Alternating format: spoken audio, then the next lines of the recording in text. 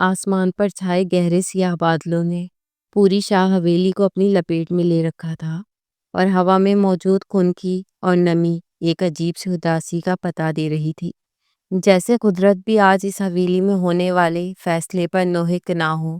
شاہ ولاس کی بلند و بالا دیواریں، جو ہمیشہ شان و شوکت اور دبدبے کی علامت سمجھی جاتی تھیں، آج ان میں ایک پراسرار سا سکوت طاری تھا، جس نے مکینوں کے دلوں میں وحشت پیدا کر رکھی تھی۔ اس وسیع اور اس حویلی کے مرکزی حال سے ملحقہ خاص کمرے میں اس وقت جذبات کا ایک ایسا لاوا پک رہا تھا جو کسی بھی وقت پھٹ کر سب کچھ راکھ کر سکتا تھا۔ کمرے کے وسط میں کھڑا زاویہ شاہ غصے کی شدت سے اپنے ہاتھوں کو مٹھیوں میں بھینچے ہوئے تھا، اور اس کی پیشانی پر ابھرنے والی نیلی رگیں اس کے اندرونی طوفان کی غمازی کر رہی تھی۔ وہ اپنی جگہ سے ہلا اور قالین پر بھاری قدموں سے ٹہلتے ہوئے اچانک رک کر سامنے صوفے پر انتہائی تمکنت اور وقار سے بیٹھی اپنی والدہ بیگم سلمیٰ کو دیکھنے لگا، جن کے چہرے پر روایتی سختی اور آنکھوں میں ایسا فیصلہ کن تاثر تھا جسے چیلنج کرنا شاہ خاندان کے کسی فرد کے بس کی بات نہیں تھی۔ زاویار نے گہرا سانس لیتے ہوئے اپنے لہجے کی تلخی کو بمشکل دباتے ہوئے کہا، ماں، آپ جانتی ہیں کہ میں نے آج تک آپ کے کسی حکم سے سرتابی نہیں کی، اور نہ ہی کبھی آپ کے فیصلوں پر انگلی اٹھائی ہے، کیونکہ میں جانتا ہوں کہ شاہ خاندان کی روایات اور عزت آپ کو اپنی جان سے زیادہ عزیز ہے۔ مگر آج جو فیصلہ آپ مجھ پر مسلط کرنا چاہ رہی ہیں وہ میرے لیے قابل قبول نہیں ہے۔ آپ مجھے اس یتیم لڑکی حیا کے ساتھ شادی کرنے کا حکم دے رہی ہیں، جس کا وجود اس گھر میں ہمیشہ سے ایک سائے کی طرح رہا ہے۔ وہ لڑکی جس میں نہ اعتماد ہے، نہ بات کرنے کا سلیقہ، اور جو اپنی ہی ذات کے خول میں سمٹی رہتی ہے، وہ میری شریک حیات کیسے بن سکتی ہے؟ میرا معیار اور میری پسند آپ سے ڈھکی چھپی نہیں ہے، پھر یہ جبر کیوں کیا جا رہا ہے؟ زاویار کی آواز میں چھپا درد اور احتجاج واضح تھا، مگر بیگم سلمیٰ کے چہرے کے تاثرات میں ذرا برابر بھی لچک پیدا نہیں ہوئی۔ انہوں نے میز پر رکھے ہوئے پانی کے گلاس کو اٹھایا اور ایک گھونٹ بھرنے کے بعد انتہائی سرد اور سپاٹ لہجے میں جواب دیا، زاویار شاہ، تم شاید بھول رہے ہو کہ فیصلے پسند یا ناپسند کی بنیاد پر نہیں، بلکہ خاندانی مصلحتوں اور عزت کے تحفظ کے لیے کیے جاتے ہیں۔ حیا میری مرحوم بہن کی نشانی ہے، اور اس وقت اسے سہارے اور چھت کی نہیں بلکہ ایک مضبوط نام کی ضرورت ہے، اور اس حویلی میں تم سے بہتر کوئی نام نہیں جو اسے تحفظ دے سکے۔ میں نے فیصلہ کر لیا ہے اور زبان دے چکی ہوں، اس لیے بحث کی کوئی گنجائش باقی نہیں رہتی۔ پرسوں تمہارا نکاح ہے، اور مجھے تمہاری طرف سے انکار کی ایک لفظ بھی سننے کی عادت نہیں ہے۔ یہ کہہ کر بیگم سلمیٰ اٹھ کھڑی ہوئی اور زاویار کو وہیں ششتر چھوڑ کر کمرے سے باہر نکل گئی۔ زاویار نے بے بسی اور غصے کے عالم میں قریب پڑی کرسی کو زوردار ٹھوکر ماری، جس کی آواز سناٹے میں گونج گئی۔ وہ سمجھ نہیں پا رہا تھا کہ آخر اچانک ایسی کیا افتاد آن پڑی ہے کہ اس کی ماں، جس کی ہر خواہش کا احترام کرتی تھی، آج اس کی زندگی کا اتنا بڑا فیصلہ اس کی مرضی کے خلاف کر رہی ہیں۔ ادھر حویلی کے پچھلے حصے میں موجود ایک چھوٹے اور تاریک کمرے کا منظر اس سے بھی زیادہ ہولناک تھا، جہاں فرش پر بچھی چٹائی پر حیا اپنے گھٹنوں میں سر دیے لرز رہی تھی۔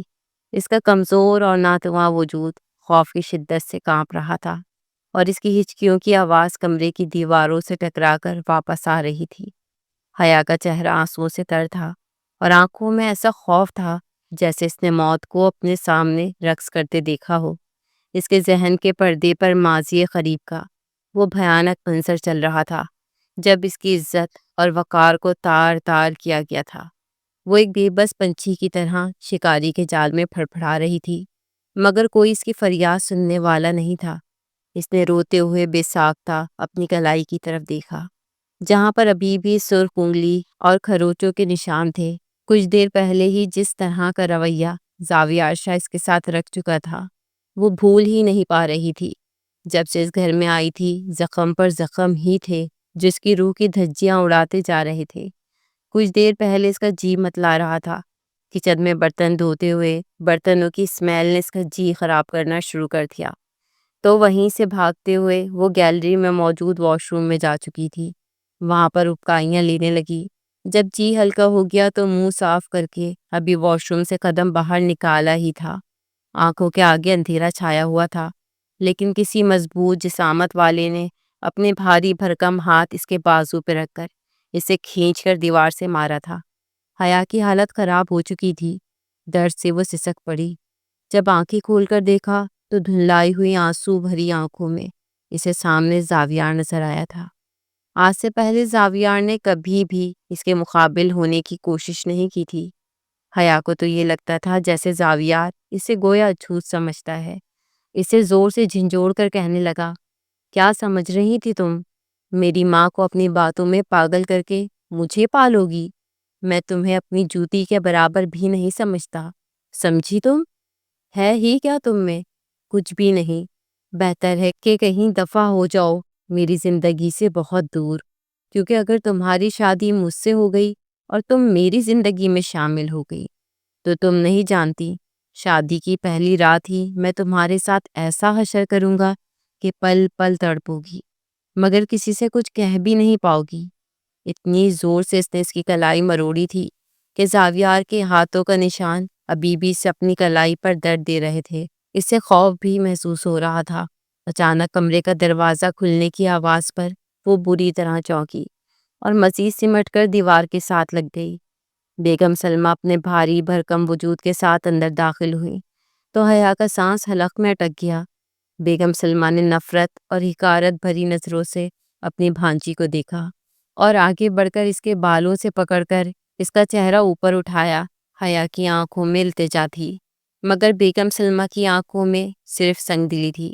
انہوں نے حیا کے چہرے کو جھٹکا دیتے ہوئے دبی ہوئی مگر زہریلی آواز میں کہا، اگر تم نے اپنے منہ سے ایک لفظ بھی نکالا یا زاویار کے سامنے مظلوم بننے کی کوشش کی تو یاد رکھنا میں تمہیں زندہ زمین میں گاڑ دوں گی۔ تمہاری اس منحوس شکل اور کرتوتوں نے ہمیں کہیں کا نہیں چھوڑا۔ زاویار سے تمہاری شادی صرف اس لیے کروائی جا رہی ہے تاکہ تمہارے گناہ پر پردہ پڑ سکے اور ہمارے خاندان کی ناک کٹنے سے بچ جائے۔ یہ تمہارے لیے کوئی انعام نہیں بلکہ سزا ہے، اور تمہیں یہ سزا کاٹنی ہوگی۔ حیا نے لرزتے ہوئے ہونٹوں کے ساتھ کچھ کہنا چاہا۔ وہ بتانا چاہتی تھی کہ خالہ جان میں بے قصور ہوں، میں نے کچھ نہیں کیا، لیکن خوف نے اس کی آواز چھین لی تھی۔ وہ صرف ہاتھ جوڑ کر رہ گئی۔ سلمہ بیگم اسے آخری وارننگ دیتے ہوئے مڑی اور جاتے جاتے کہا، تیار ہو جاؤ، پرسوں تمہارا نکاح ہے اور چہرے پر یہ نحوست نہیں ہونی چاہیے، ورنہ میرا ہاتھ تمہاری گردن پر ہوگا۔ حیا گھبرا کر مزید سمٹ چکی تھی۔ ایک بار پھر سلمہ بیگم دھمکی دے کر وہاں سے جا چکی تھی اور حیا پھوٹ پھوٹ کر رونے لگی۔ اسے شروع سے ہی زاویار شاہ سے بے تحاشا خوف آتا تھا۔ ایک تو وہ خط کاٹ اور جسامت میں بھی کسی باڈی بلڈر سے کم نہیں تھا، پھر اس کے خطرناک تیور، ملازم تو اس کے سامنے تھر تھر کانپتے تھے، اور حیا کی اہمیت بھی اس کی نظروں میں شاید ملازموں جتنی ہی تھی۔ ذرا سی غلطی پر وہ آسمان سر پر اٹھا لیتا تھا۔ وہ تو یہ سوچ رہی تھی کہ بس موت آ جائے لیکن زاویار شاہ کے ساتھ شادی نہ ہو۔ اگر اس کا گناہ زاویار شاہ نے پکڑ لیا تو کیا ہوگا؟ وہ تو پہلے ہی اس سے نفرت کرتا تھا۔ نہ جانے اسے کیسی کیسی اذیتیں زاویار کے ہاتھوں پر سہنی پڑیں گی۔ وقت نے پر لگا کر اڑان بھری اور وہ گھڑی آن پہنچی جب حویلی کے وسیع ہال میں نکاح کی تقریب منعقد ہوئی۔ روشنیوں کی چکا چوند اور پھولوں کی مہک بھی ماحول کی گھٹن کو کم کرنے میں ناکام تھی۔ زاویار شیروانی میں ملبوس دلہا بنا بیٹھا تھا، مگر اس کے چہرے پر خوشی کا کوئی شائبہ نہیں تھا، بلکہ ایک ایسی بیزاری تھی جیسے وہ کسی ماتم میں شریک ہو۔ مولوی صاحب نے جب اس سے ایجاب و قبول کا پوچھا تو زاویار نے چند لمحوں کے توقف کے بعد ماں کی طرف دیکھا، جن کی آنکھیں اسے خاموش رہنے کا اشارہ کر رہی تھیں۔ اس نے ایک سرداب بھری اور قبول ہے کہہ دیا۔ یہ الفاظ حیا کے لیے کسی سزائے موت سے کم نہیں تھے، جو زنان خانے میں بیٹھی سرخ جوڑے میں ملبوس ہونے کے باوجود اندر سے مر چکی تھی۔ اس کا دل اتنی زور سے دھڑک رہا تھا کہ اسے ڈر تھا کہ کہیں وہ سینہ پھاڑ کر باہر نہ آ جائے۔ نکاح کے بعد رخصتی کا مرحلہ آیا اور حیا کو زاویار کے کمرے میں پہنچا دیا گیا۔ یہ وہی کمرہ تھا جس کے در و دیوار زاویار کی انا اور پسند کے گواہ تھے۔ کمرے میں ایئر کنڈیشنر کی دھیمی آواز کے سوا مکمل خاموشی تھی۔ حیا بیٹھ کے ایک کونے میں سمٹی بیٹھی تھی اور اس کا پورا جسم پسینے میں شرابور تھا۔ حالانکہ کمرہ ٹھنڈا تھا، دروازہ کھلنے کی آواز پر اس کا دل اچھل کر حلق میں آ گیا۔ زاویار اندر داخل ہوا اور دروازہ بند کر کے وہیں کھڑا ہو گیا۔ اس نے گہری نظروں سے بیڈ پہ بیٹھی حیا کو دیکھا، جسے وہ ہمیشہ سے ایک فالتو اور غیر اہم وجود سمجھتا آیا تھا۔ وہ آہستہ آہستہ چلتا ہوا اس کے قریب آیا اور حیا کے وجود سے اٹھتی ہوئی خوف کی لہروں کو محسوس کرتے ہوئے اس کے لبوں پر ایک طنزیہ مسکراہٹ ابھری۔ اس نے انتہائی روکھے اور بے رحم لہجے میں کہا، حیا بی بی، اپنے ذہن سے یہ خوش فہمی نکال دینا کہ میں نے تمہیں دل سے قبول کیا ہے یا مجھے تم میں کوئی دلچسپی ہے۔ یہ شادی میری ماں کی ضد اور مجبوری کا نام ہے۔ میں تمہیں اس کمرے میں برداشت تو کر لوں گا، مگر مجھ سے کسی قسم کی امید یا محبت کی توقع مت رکھنا۔ زاویار کے الفاظ حیا کے کانوں میں پگھلے ہوئے سیسے کی طرح اتر رہے تھے۔ اس کا سر چکرا رہا تھا اور پیٹ میں ایک عجیب سا مروڑ اٹھ رہا تھا۔ بھوک، پیاس اور ذہنی دباؤ نے اس کے اعصاب کو جواب دینے پر مجبور کر دیا تھا۔ زاویار اپنی بات کہہ کر لاپرواہی سے صوفے کی طرف بڑھا اور اپنا لیپ ٹاپ کھول کر بیٹھ گیا، جیسے اس کے لیے حیا کا ہونا یا نہ ہونا برابر ہو۔ کمرے میں پھیلی ہوئی خاموشی حیا کا دم گھوٹ رہی تھی۔ جب یوں ہی اسے بت بنا بیٹھا دیکھ کر زاویار شاہ کہنے لگا کہ اب کس انتظار میں بیٹھی ہو کہ میں آؤں گا، تمہارا گھونگھٹ اٹھاؤں گا اور تمہیں منہ دکھائی دوں گا۔ تمہارے اس چہرے میں اور تمہارے وجود میں مجھے رتی برابر بھی دلچسپی نہیں ہے۔ بہتر ہے کہ یہ حلیہ ٹھیک کرو اور واپس اسی حالت میں آ جاؤ ملازموں والی، کیونکہ تم اسی حالت میں ہی میرے سامنے آؤ گی تو ہی تمہارے لیے بہتر رہے گا۔ زاویار کی بات سن کر وہ بیڈ سے اٹھی تھی، لیکن اسے چکر سے آنے لگے تھے۔ اچانک اسے لگا کہ کمرے کی چھت گھوم رہی ہے اور زمین اس کے پیروں کے نیچے سے سرک رہی ہے۔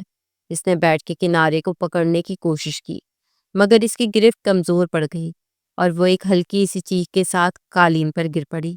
گرنے کی آواز سن کر زاویار چونک کر مڑا۔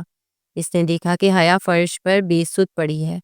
پہلے تو اسے لگا کہ شاید یہ ہمدردی حاصل کرنے کا کوئی ڈرامہ ہے، مگر جب حیا کا جسم ساکت رہا تو وہ ناگواری سے اٹھ کر اس کے پاس گیا۔ اس نے جھک کر حیا کو کندھے سے ہلایا اور کہا، اٹھو حیا، یہ کیا تماشا ہے؟ مگر حیا کا سر ایک طرف ڈھلک گیا۔ زاویار نے اس کا ہاتھ چھوا تو وہ آگ کی طرح تپ رہا تھا۔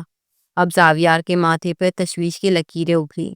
یہ فکر محبت کی نہیں بلکہ مصیبت سے بچنے کی تھی کہ اگر اس سے کچھ ہو گیا تو نئی پریشانی کھڑی ہو جائے گی۔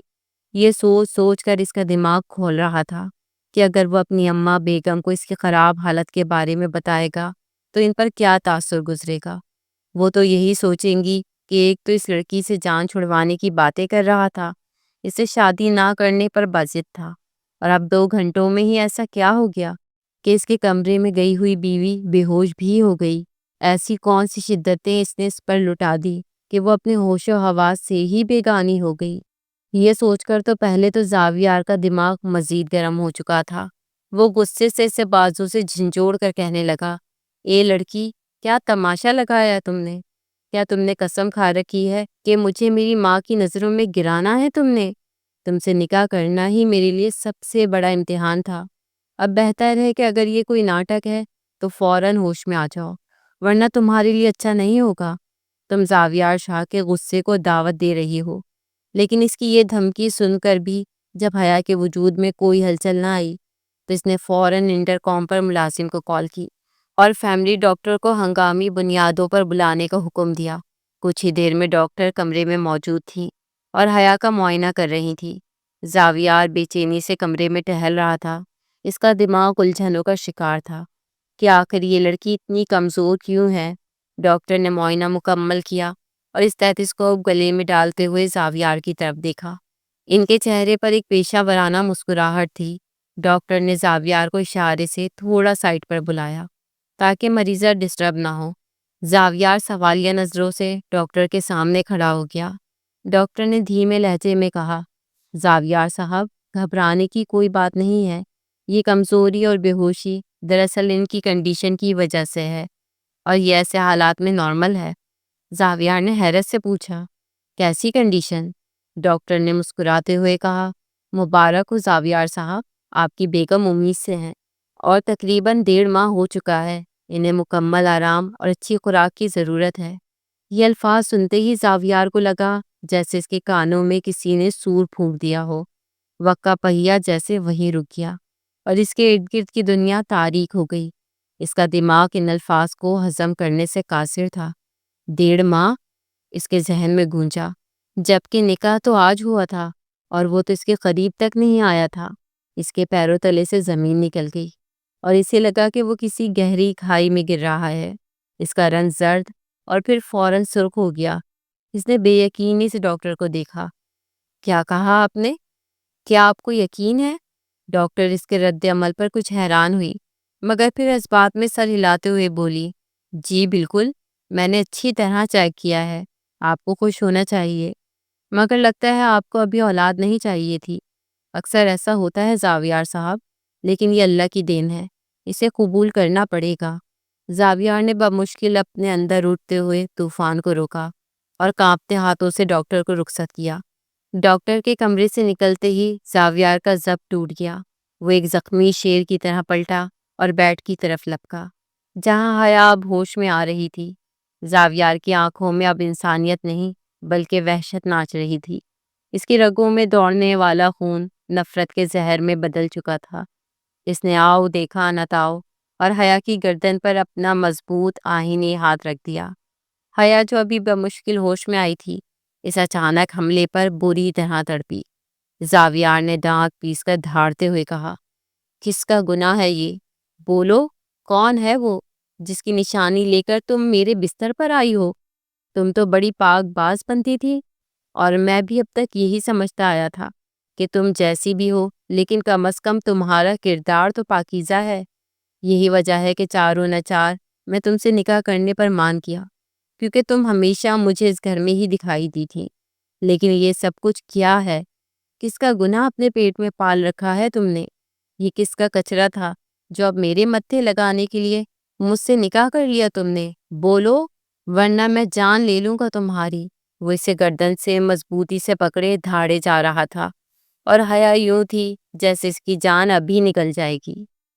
ابھی تو وہ ٹھیک سے پہلے ہی بے ہوشی سے سنبھل نہیں پائی تھی۔ وہ جس بات کا ڈر تھا وہی ہوا تھا۔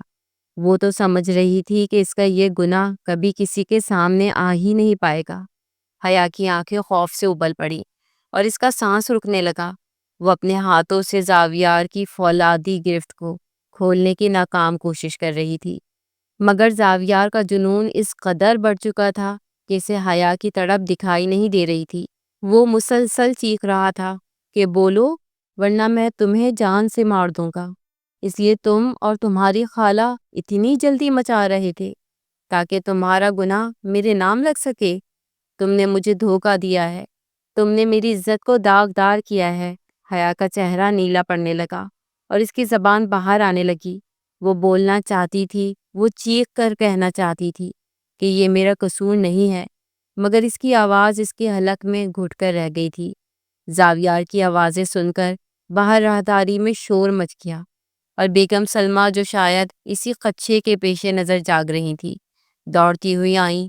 انہوں نے دروازے سے جو منظر دیکھا وہ ان کے وہم و گمان میں بھی نہ تھا۔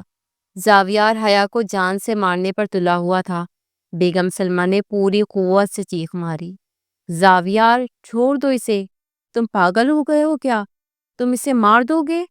وہ بھاگ کر آگے بڑھی اور زاویار کے بازو کو پوری طاقت سے کھینچا۔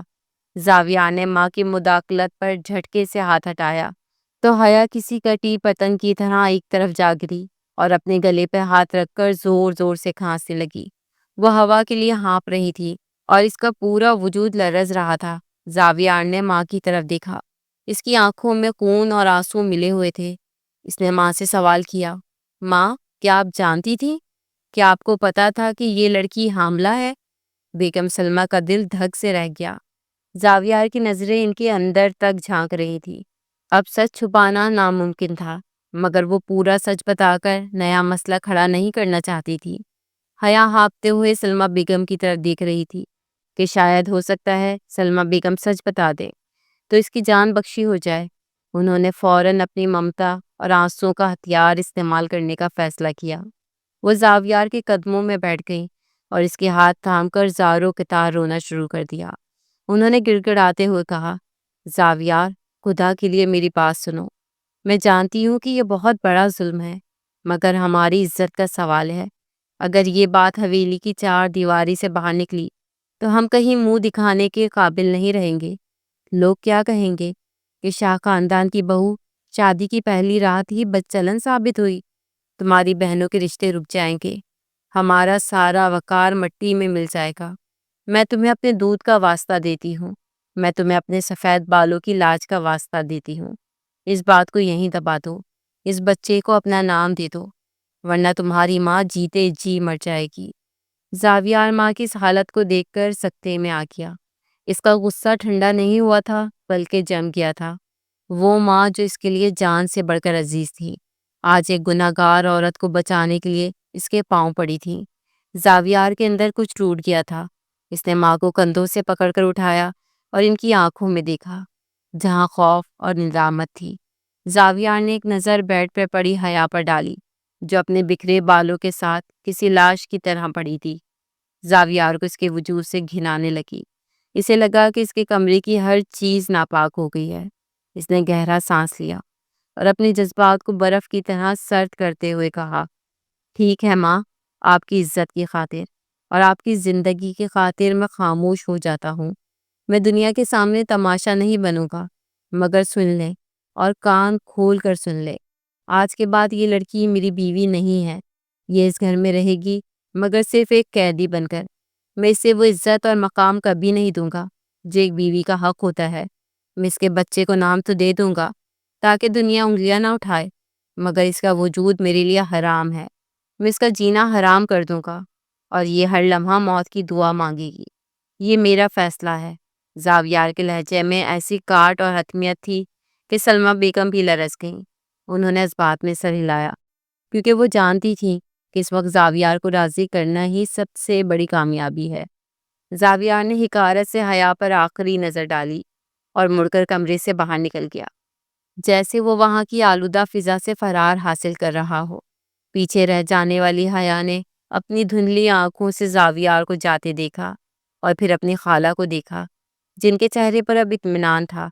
حیا کو احساس ہو گیا کہ اس کی زندگی کا باب اب ہمیشہ کے لیے اندھیروں کے سپرد کر دیا گیا ہے۔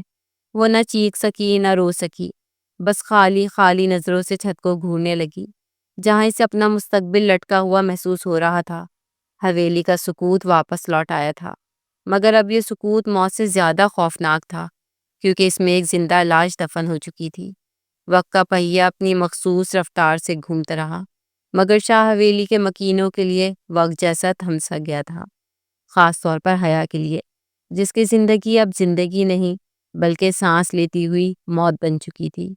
نکاح کی وہ منحوس رات کو گزرے ہوئے کئی ہفتے بیت چکے تھے، مگر اس رات کا اندھیرا حیا کے مقدر سے چھٹنے کا نام نہیں لے رہا تھا۔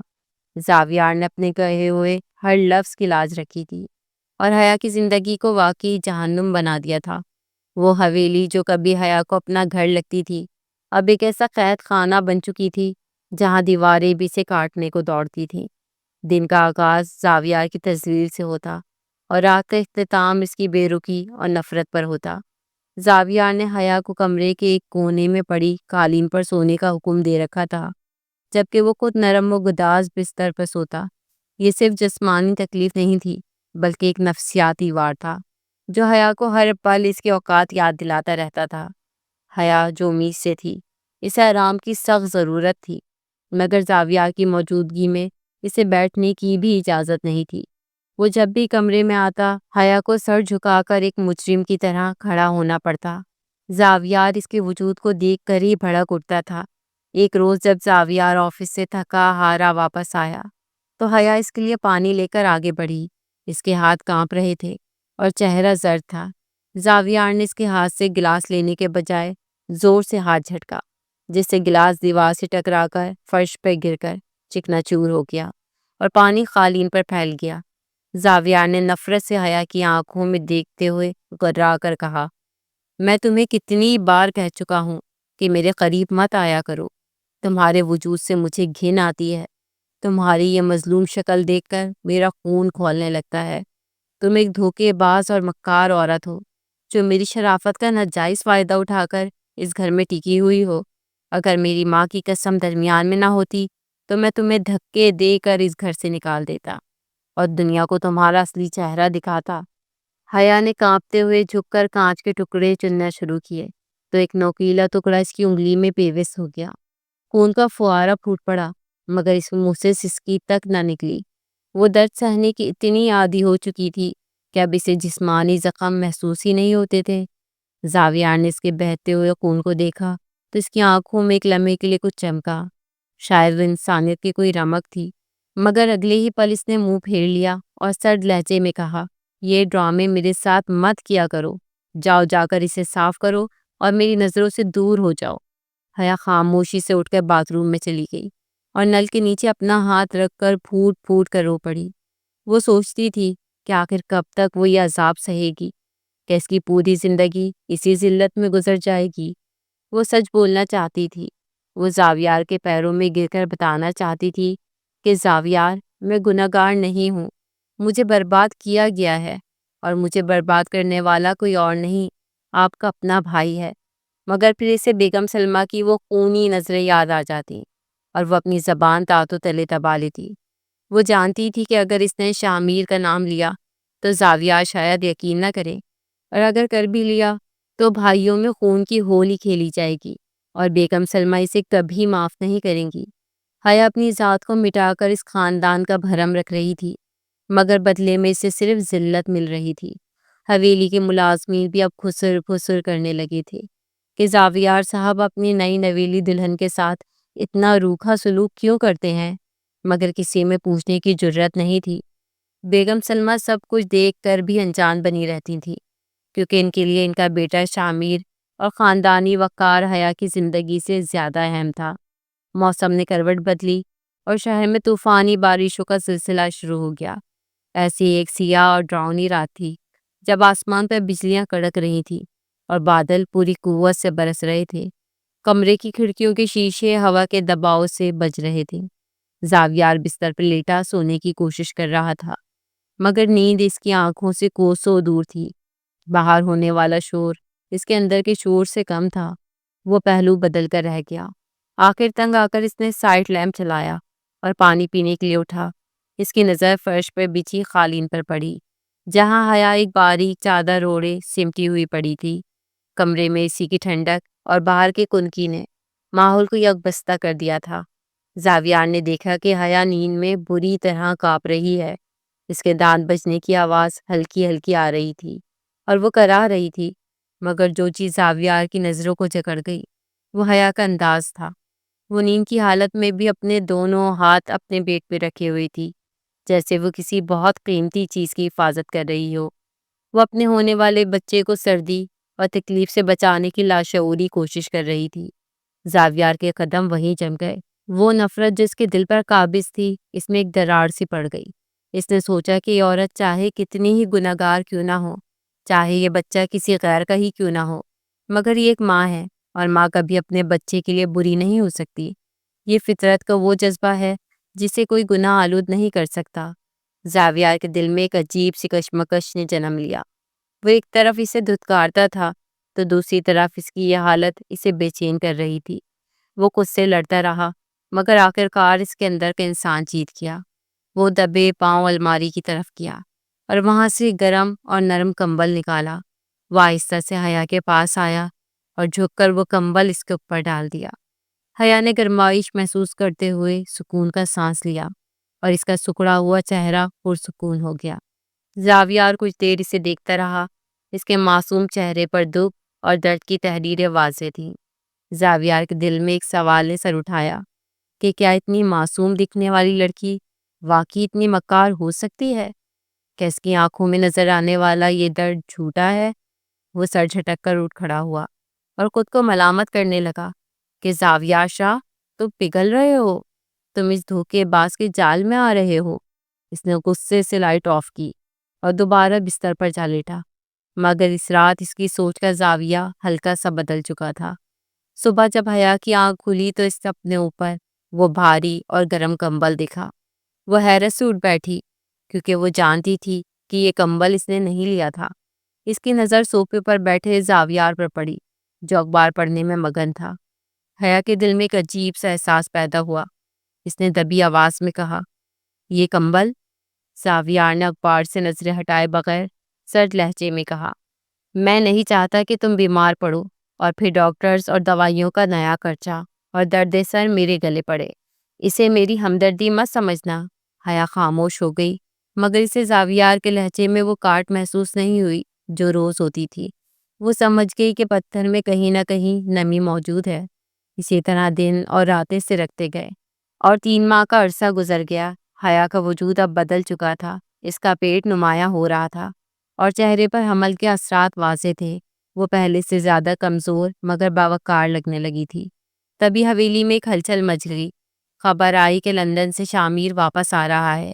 یہ نام سنتے ہی حیا کے پیروں تلے سے زمین نکل گئی۔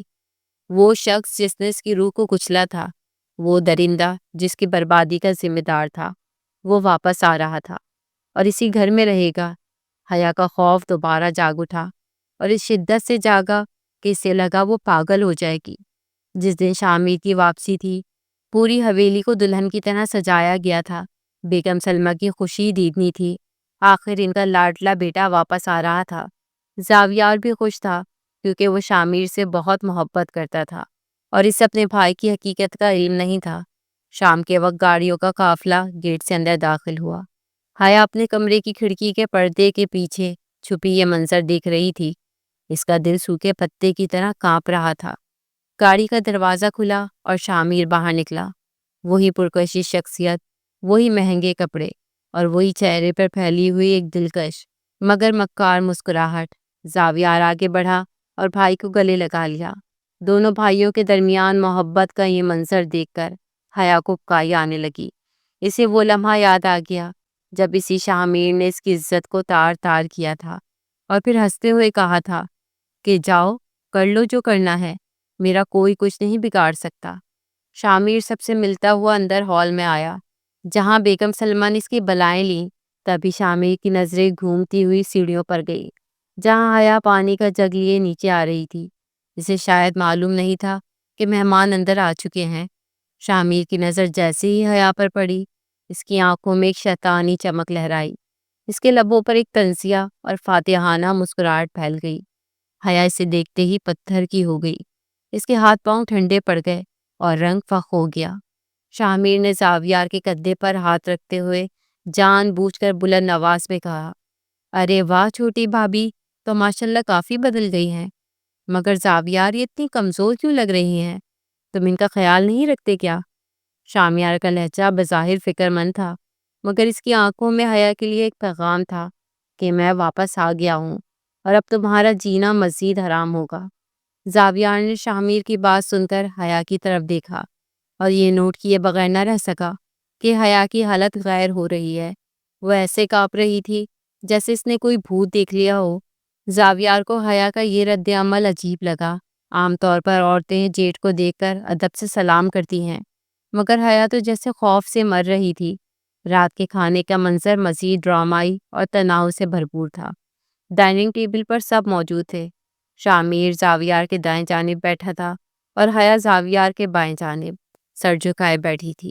وہ کھانے کے لقمے بمشکل حلق سے اتار رہی تھی۔ شامیر مسلسل باتیں کر رہا تھا اور اس کی ہر بات کا رخ حیا کی طرف ہوتا تھا۔ وہ بار بار ایسے جملے بول رہا تھا جن کے 2 مطلب تھے اور دوسرا مطلب صرف حیا سمجھ سکتی تھی۔ شامیر نے چکن کا پیس اٹھاتے ہوئے حیا کو گھور کر کہا، ویسے بھابھی مجھے یاد ہے کہ آپ کو میٹھا بہت پسند تھا۔ بچپن میں تو ہم اکثر ساتھ کھاتے تھے، ہے نا؟ پرانی باتیں کبھی پیچھا نہیں چھوڑتی۔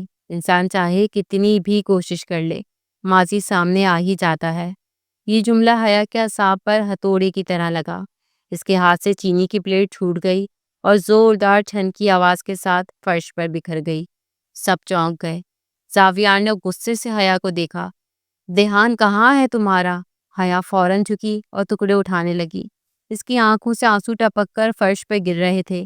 زاویار نے نوٹ کیا کہ شامیر کے چہرے پر ایک عجیب سا اطمینان ہے اور وہ حیا کی بدحواسی سے لطف اندوز ہو رہا ہے۔ زاویار کا ماتھا ٹھنکا۔ وہ ایک ذہین انسان تھا اور وکیل ہونے کے ناطے لوگوں کے چہرے پڑھنا اس کا کام تھا۔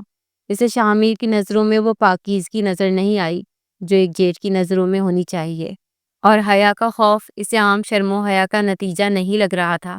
یہ خوف کسی مجرم کا نہیں بلکہ کسی مظلوم کا خوف تھا جو اپنے شکاری کو سامنے دیکھ کر محسوس کرتا ہے۔ رات گئے جب وہ دونوں کمرے میں تھے تو زاویار نے حیا کو بازو سے پکڑ کر روکا۔ حیا جو بستر بچھا رہی تھی سہم گئی۔ زاویار نے اس کی آنکھوں میں گہری نظریں گاڑتے ہوئے پوچھا، حیا، آج تم ڈائننگ ٹیبل پر اتنی بدحواس کیوں تھی اور شامیر کو دیکھ کر تمہارا رنگ کیوں اڑ گیا تھا؟ کیا کوئی ایسی بات ہے جو میں نہیں جانتا؟ حیا کا دل چاہا کہ وہ سب اگل دے، مگر اس نے دیکھا کہ دروازہ کھلا ہے اور باہر راہداری میں شاید کوئی گزر رہا ہے۔ اس کا خوف اس کی زبان پر تالے لگا گیا۔ وہ رو پڑی اور ہاتھ جوڑ کر بولی، مجھے کچھ نہیں پتا، بس مجھے ان سے ڈر لگتا ہے، مجھے ان سے دور رکھیں۔ پلیز آپ مجھے اس گھر سے کہیں دور لے جائیں، میں یہاں نہیں رہنا چاہتی۔ زاویار نے اس کی آنکھوں میں وہ سچائی دیکھی جو لفظوں کی محتاج نہیں ہوتی۔ اس نے حیا کی گرفت ڈھیلی چھوڑ دی۔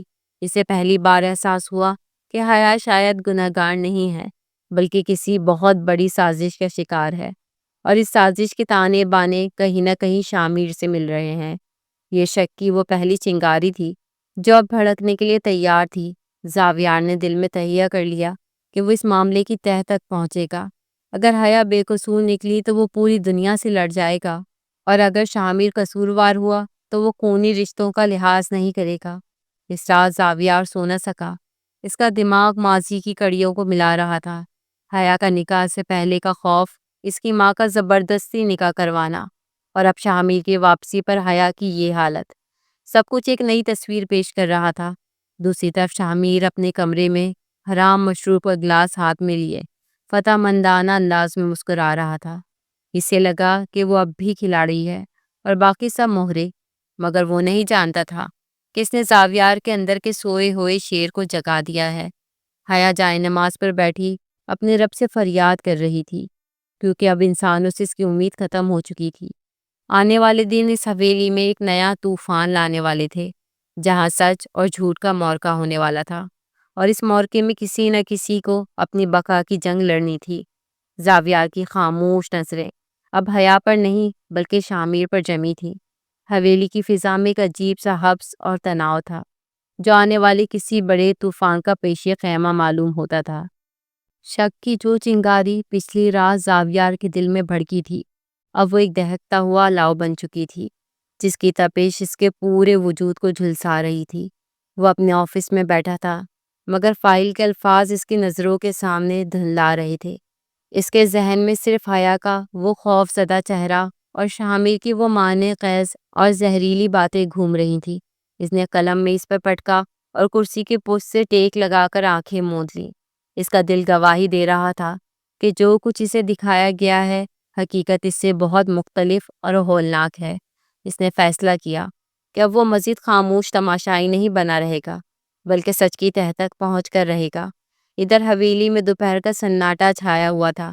ملازمین اپنے کوارٹرز میں آرام کر رہے تھے اور سلمیٰ بیگم اپنے کمرے میں تھیں۔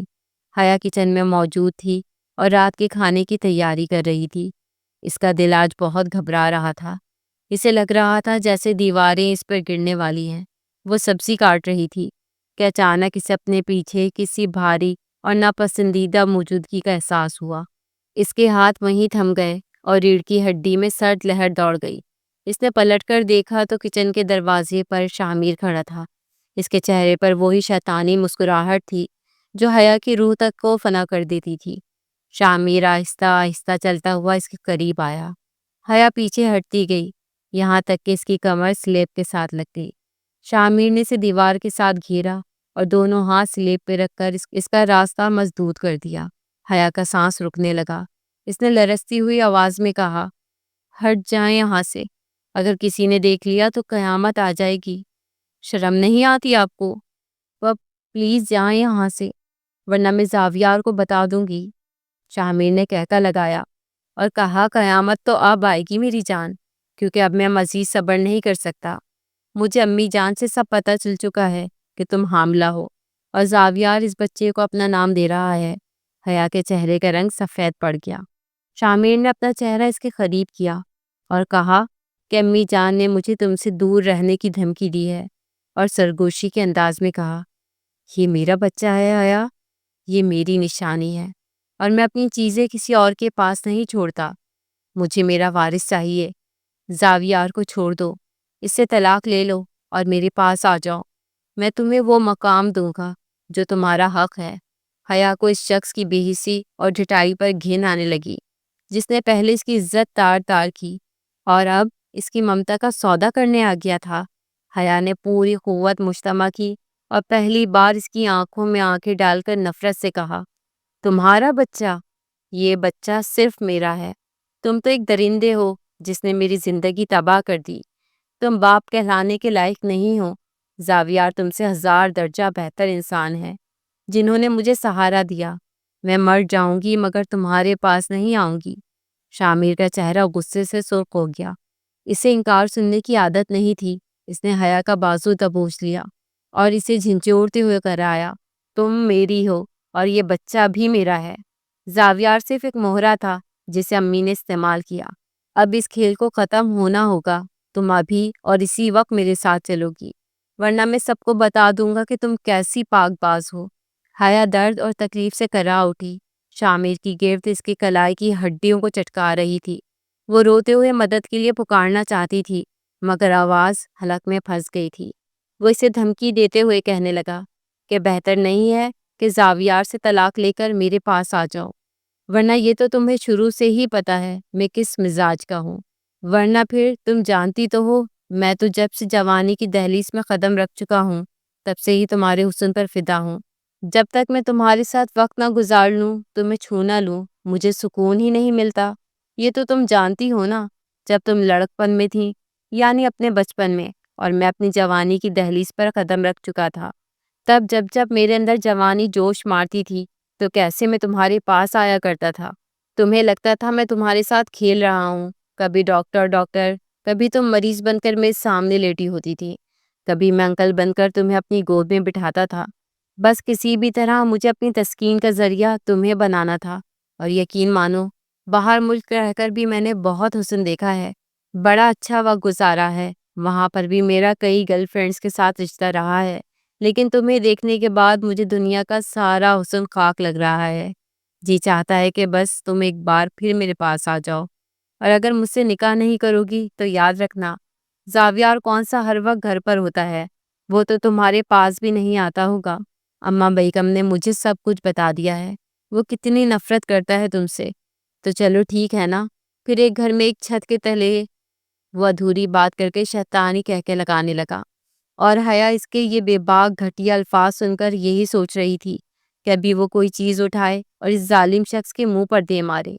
اسی لمحے کچن کے دروازے پر ایک سایہ نمودار ہوا اور ایک گرجدار آواز نے کچن کے در و دیوار ہلا دیے۔ شامیر! یہ آواز زاویار کی تھی، جو غیر متوقع طور پر جلدی گھر آ گیا تھا اور پانی لینے کچن کی طرف آیا تھا، مگر وہاں اس نے جو منظر اور جو باتیں سنی، انہوں نے اس کے دماغ کی رگیں پھاڑ دی تھی۔ شامیر نے زاویار کو دیکھ کر حیا کا ہاتھ چھوڑا، مگر اس کے چہرے پہ خوف کے بجائے ایک عجیب سی دیدہ دلیری آ گئی، جیسے وہ اسی لمحے کا انتظار کر رہا ہو۔ زاویار کی آنکھیں انگاروں کی طرح دہک رہی تھیں۔ وہ ایک زخمی شیر کی طرح آگے بڑھا اور شامیر کے گریبان کو پکڑ لیا۔ کیا بکواس کر رہے تھے تم؟ ابھی کیا کہا تم نے؟ کس کا بچہ ہے یہ؟ بولو۔ زاویار کا لہجہ اتنا خوفناک تھا کہ حیا سہم کر ایک کونے میں دبک گئی۔ شور کی آواز سن کر بیگم سلمہ اور ملازمین بھی دوڑتے ہوئے لاؤنج کی طرف آ گئے تھے۔ شامیر نے زاویار کے ہاتھ کو جھٹک دیا اور اپنے کپڑے درست کرتے ہوئے انتہائی تکبر اور سفاکی سے کہا، اچھا ہوا تم آ گئے زاویار، مجھے ویسے بھی یہ ناٹک ختم کرنا تھا۔ تم پوچھ رہے ہو نا کہ یہ کس کا بچہ ہے؟ تو سنو، یہ میرا خون ہے۔ میں نے اس لڑکی کے ساتھ تعلق قائم کیا تھا اور یہ میرے بچے کی ماں ہے۔ زاویار کو لگا جیسے آسمان اس کے سر پر گرا ہو۔ اسے اپنی سماعت پر یقین نہیں آ رہا تھا۔ اس کا اپنا سگا بھائی، جسے وہ اپنی جان سمجھتا تھا، وہ اتنا گر سکتا ہے؟ شامیر نے بات جاری رکھتے ہوئے بیگم سلمہ کی طرف دیکھا جو اب بت بنی کھڑی تھی، اور پھر زاویار سے مخاطب ہوا۔ دیکھو زاویار، یہ لڑکی ناپاک ہے، یہ میری استعمال شدہ ہے، یہ تمہارے لائق نہیں ہے۔ ماں نے زبردستی تمہارے گلے میں یہ توق ڈالا تاکہ خاندان کی عزت بچ سکے، مگر اب مجھے میرا وارث چاہیے، اس لیے شرافت اسی میں ہے کہ اسے طلاق دو اور میرے حوالے کر دو تاکہ میں اپنے بچے کی پرورش کر سکوں۔ شامیر کے ہر لفظ کے ساتھ ہال میں موجود ہر شخص کا سانس رکتا جا رہا تھا۔ سلمہ بیگم کا سر شرمندگی سے جھک گیا تھا اور وہ زمین میں گڑ جانا چاہتی تھی۔ حیا دیوار سے لگی پھوٹ پھوٹ کر رو رہی تھی۔ اسے لگ رہا تھا کہ اب زاویار کی نفرت کا لاوا پھٹے گا اور وہ اسے دھکے دے کر نکال دے گا، کیونکہ کوئی بھی مرد یہ برداشت نہیں کر سکتا کہ اس کی بیوی اس کے بھائی کی قربت میں رہی ہو۔ زاویار کی حالت دیکھنے کے لائق تھی۔ اس کا چہرہ زرد سے سرخ اور پھر نیلگوں ہو رہا تھا۔ اس کی مٹھیاں اتنی زور سے بھیجی ہوئی تھی کہ ناخن ہتھیلیوں میں پیوست ہو گئے تھے۔ اس نے آہستہ سے گردن موڑ کر حیا کی طرف دیکھا جو لرزتے ہوئے وجود کے ساتھ کھڑی تھی، اور اس کی آنکھوں میں صرف موت کی تمنا تھی۔ زاویار کے ذہن میں پچھلے 4 ماہ کی فلم چلنے لگی۔ حیا کا خوف، اس کی خاموشی، اس کے آنسو، وہ سرد راتوں میں زمین پر سونا، اور زاویار کے ہر ظلم کو خاموشی سے سہنا، سب کو شیشے کی طرح صاف ہو گیا۔ یہ لڑکی گناہگار نہیں تھی، یہ تو مظلوم تھی، اتنی بڑی قربانی کا بکرا بنی ہوئی تھی جس نے خاندان کی عزت اور رشتوں کے تقدس کی خاطر اپنی زبان سیلی تھی۔ زاویار کا دل خون کے آنسو رویا۔ اس نے سوچا کہ میں کتنا بڑا ظالم ہوں، میں نے اس معصوم پر کیا کچھ نہیں کیا، میں اسے ہر روز مارتا رہا، جبکہ اصل مجرم تو میرے سامنے دندناتا پھر رہا ہے۔ زاویار نے دوبارہ شامیر کی طرف دیکھا جو فاتحانہ انداز میں کھڑا تھا اور سمجھ رہا تھا کہ زاویار اب حیا کو تھوک دے گا۔ زاویار نے گہرا سانس لیا اور آہستہ آہستہ قدم اٹھاتا ہوا شامیر کے قریب گیا۔ ہال میں موت کا سا سکوت تھا۔ سب کی نظریں زاویار پر جمی تھی کہ وہ کیا کرے گا۔ زاویار شامیر کے بالکل قریب پہنچا اور اس کی آنکھوں میں آنکھیں ڈال کر دیکھا۔ شامیر کے چہرے پر ابھی بھی طنزیہ مسکراہٹ تھی، مگر اگلے ہی لمحے ایک زوردار اور چٹاکی آواز نے پوری حویلی کو ہلا کر رکھ دیا۔ یہ تھپڑ اتنا شدید اور غیر متوقع تھا کہ شامیر لڑکھڑا کر دیوار سے جا ٹکرایا اور اس کے ہونٹ سے خون پھوٹ پڑا۔ زاویار نے وہیں بس نہیں کیا، وہ آگے بڑھا اور شامیر کو کالر سے پکڑ کر اٹھایا اور پھر دوسرا تھپڑ رسید کیا جو پہلے سے بھی زیادہ طاقتور تھا۔ شامیر کا دماغ جھنجھنا گیا۔ زاویار دھاڑا، کمینے انسان، مجھے شرم آ رہی ہے کہ تم میرے بھائی ہو۔ تم نے صرف اس لڑکی کی عزت نہیں لوٹی اور اب تم میری پیٹھ میں چھرا گھونپ رہے ہو۔ تم نے ماں کے دودھ کی لاج نہیں رکھی، تم نے ایک یتیم اور بے سہارا لڑکی کو اپنی کمینگی کا نشانہ بنایا اور پھر اسے گندگی کے ڈھیر کی طرح پھینک دیا، اور اب تم وارث مانگنے آئے ہو۔ زاویار نے اسے زور سے دھکا دیا اور حیا کی طرف بڑھا جو سکتے کے عالم میں یہ سب دیکھ رہی تھی۔ زاویار نے سب کے سامنے حیا کا ہاتھ تھاما اور اسے اپنے سینے کے ساتھ لگا لیا۔ یہ منظر بیگم سلمہ اور شامیر کے لیے کسی دھماکے سے کم نہیں تھا۔ زاویار نے حیا کے کندھے پر حفاظتی حصار قائم کرتے ہوئے شامیر کی طرف انگلی اٹھائی اور اپنی زندگی کا سب سے بڑا اور تاریخی فیصلہ سنایا۔ سنو شامیر، اور سب کان کھول کر سن لو، تم نے جو کیا وہ گناہ تھا، وہ تمہاری کمینگی تھی، لیکن پچھلے 4 ماہ سے یہ لڑکی حیا زاویار شاہ کے نکاح میں ہے۔ یہ میری بیوی ہے، میری عزت ہے اور میری ناموس ہے، اور تم کہہ رہے ہو کہ یہ بچہ تمہارا ہے؟ تم غلط ہو۔ جس لمحے اس نے میرے نام کا عقد قبول کیا، اس کی کوکھ میں پلنے والا ہر کلیہ میرا ہو گیا۔ باپ وہ نہیں ہوتا جو صرف بیچ ہوتا ہے اور بھاگ جاتا ہے۔ باپ وہ ہوتا ہے جو سایہ دیتا ہے، جو نام دیتا ہے، جو تحفظ دیتا ہے، اور جو زمانے کی گرم ہواؤں کے آگے دیوار بن کر کھڑا ہوتا ہے۔ آج میں زاویار شاہ پورے ہوش و حواس میں اعلان کرتا ہوں کہ یہ بچہ میرا ہے، یہ میرا وارث ہے اور اسے میرا نام ملے گا۔ اگر آج کے بعد تم نے یا دنیا کے کسی بھی شخص نے میری بیوی یا میرے بچے کی طرف میلی آنکھ سے دیکھا یا اس کی ماضی کا تذکرہ بھی کیا، تو میں بھول جاؤں گا کہ میرے سامنے میرا بھائی کھڑا ہے یا کوئی اور۔ میں اس کی زبان کھینچ لوں گا اور ہاتھ توڑ دوں گا۔ زاویار کا لہجہ اتنا بلند اور پرجلال تھا کہ شامیر کی روح کانپ گئی۔ وہ جو اپنی فتح کا جشن منانے آیا تھا ذلت کی اتھاہ گہرائیوں میں جا گرا تھا۔ اس نے کبھی سوچا بھی نہیں تھا کہ زاویار اپنی انا اور غیرت کو بالائے طاق رکھ کر ایک ایسی عورت کو اپنا لے گا جو حاملہ ہے، مگر زاویار کی محبت اور انسانیت آج اس کی جھوٹی مردانگی پر بھاری پڑ گئی تھی، اور آخری بار اس نے انگلی اٹھا کر شامیر کی طرف دیکھا تھا، جو اپنے ایک ہاتھ سے اپنے پھٹے ہوئے ہونٹ سے خون روکنے کی ناکام کوشش کر رہا تھا۔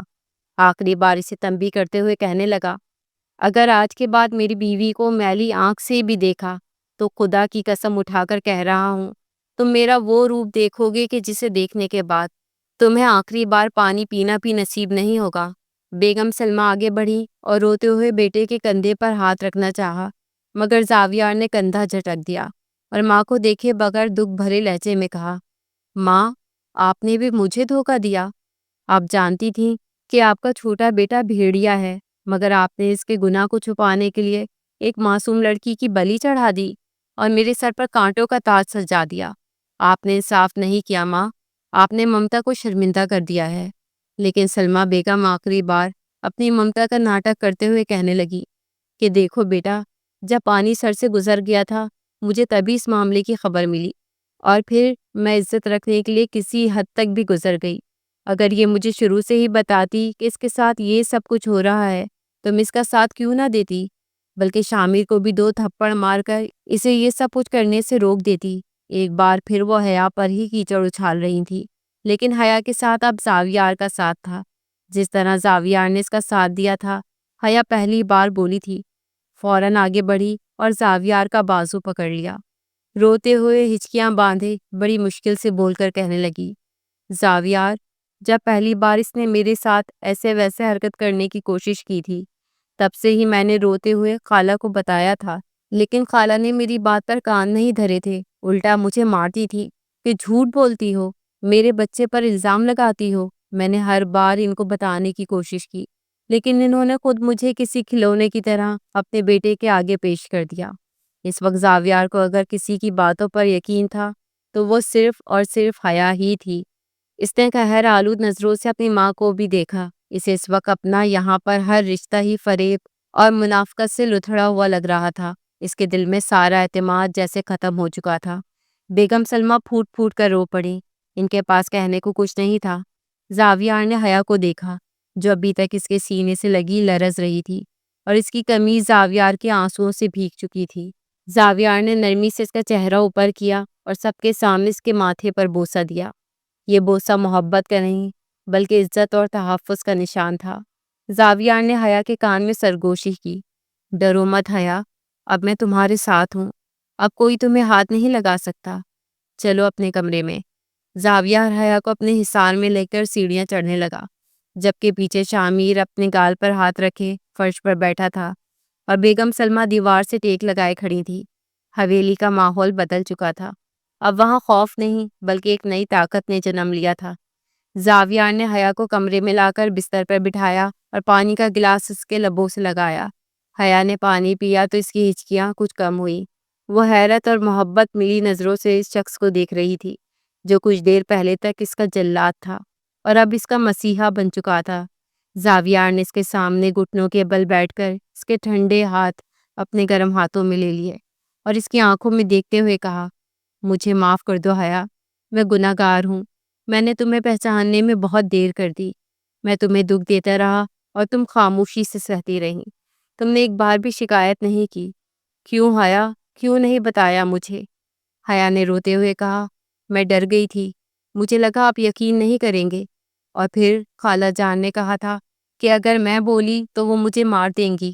زاویار نے اس کے ہاتھوں کو چوما اور نم آنکھوں سے مسکرایا، اب کوئی ڈر نہیں، اب کوئی خوف نہیں، میں وعدہ کرتا ہوں کہ جب تک میری سانسیں ہیں میں تمہاری ڈھال رہوں گا۔ یہ بچہ جو تمہاری کوکھ میں ہے، یہ ہماری محبت کی نشانی نہیں تو کیا ہوا، یہ ہماری نئی زندگی کی امید ہے۔ ہم اسے اتنی محبت دیں گے کہ یہ دنیا کا سب سے خوش نصیب بچہ بنے گا۔ حیا کا دل تشکر سے بھر گیا۔ اس نے آگے بڑھ کر اپنا سر زاویار کے سینے پر رکھ دیا، جہاں اب اسے سکون ہی سکون محسوس ہو رہا تھا۔ باہر طوفان تھم چکا تھا اور کمرے کے اندر محبت کی پہلی بارش ہو رہی تھی، جو پچھلے تمام زخموں کو دھو رہی تھی۔ زاویار نے اسے بھینچ لیا، زاویار کے لمس میں ایک ایسی گرمجوشی اور اپنائیت تھی جس نے حیا کو چونکا دیا۔ اس نے ڈرتے ڈرتے اپنی آنکھیں اٹھا کر زاویار کو دیکھا تو حیران رہ گئی۔ زاویار کی آنکھیں جو ہمیشہ انگاروں کی طرح دہکتی تھیں آج ان میں آنسو تیر رہے تھے اور پچھتاوے کی گہری پرچھائی تھی۔ زاویار نے حیا کے بالوں میں ہاتھ پھیرتے ہوئے اپنی بھیگی ہوئی آواز میں کہا، حیا مجھے معاف کر دو، میں بہت بڑا گناہ گار ہوں۔ میں نے اپنی جھوٹی انا اور اندھی غیرت کے خول میں بند ہو کر تمہیں وہ دکھ دیے ہیں جن کا تصور کر کے بھی میری روح کانپ رہی ہے۔ میں تمہیں پاک باز ہونے کے باوجود ناپاک سمجھتا رہا۔ میں تمہیں دکھ دیتا رہا اور تم خاموشی سے سہتی رہی۔ تم جیت گئی ہو حیا اور میں ہار گیا ہوں۔ میری مردانگی، میری عقل، میرا سب کچھ تمہارے صبر کے آگے ہار گیا ہے۔ کیا تم مجھے معاف کر پاؤ گی؟ زاویار کے لہجے میں ایسا درد اور ایسی عاجزی تھی کہ حیا کا ضبط ٹوٹ گیا۔ وہ جو مہینوں سے پتھر بنی ہوئی تھی زاویار کے آنسو دیکھ کر پگھل گئی۔ اس کی آنکھوں سے آنسوؤں کا سیلاب امڈ آیا۔ وہ پھوٹ پھوٹ کر رو پڑی۔ یہ آنسو شکوے کے نہیں تھے بلکہ اس سکون کے تھے جو اسے اپنے مسیحا کو پا لینے کے بعد ملا تھا۔ زاویار نے بے تابی سے دوبارہ اسے اپنے سینے سے لگا لیا۔ حیا نے بھی تڑپ کر اپنے بازو زاویار کے گرد حمائل کر دیے اور اپنا سر اس کے سینے پہ رکھ دیا جہاں اسے اب دنیا کی سب سے محفوظ پناہ گاہ مل گئی تھی۔ زاویار اس کے بالوں میں انگلیاں چلاتا رہا اور وہ اس کے ماتھے اور آنکھوں کو دیوانہ وار چوم کر اسے یقین دلاتا رہا کہ اب کوئی دکھ اس کے قریب نہیں آئے گا۔ کمرے میں صرف ان دونوں کی دھڑکنوں کی آواز تھی جو اب ایک ردھم پر دھڑک رہی تھی۔ زاویار نے حیا کا چہرہ اپنے ہاتھوں کے پیالے میں بھرا اور اس کی آنکھوں میں جھانکتے ہوئے انتہائی محبت سے کہا، سن لو حیا، یہ بچہ جو آنے والا ہے یہ کسی ماضی کی نشانی نہیں بلکہ یہ ہمارے مستقبل کی امید ہے۔ یہ میرا بچہ ہے اور میں وعدہ کرتا ہوں کہ میں اسے اتنی محبت دوں گا کہ دنیا مثال دے گی۔ تم میری عزت ہو، میرا مان ہو اور میری زندگی ہو۔ آج سے اس کمرے میں صرف محبت بسے گی۔ حیا کے لبوں پر مہینوں بعد ایک حقیقی اور خوبصورت مسکراہٹ بکھر گئی جس میں جینے کی نئی امید تھی۔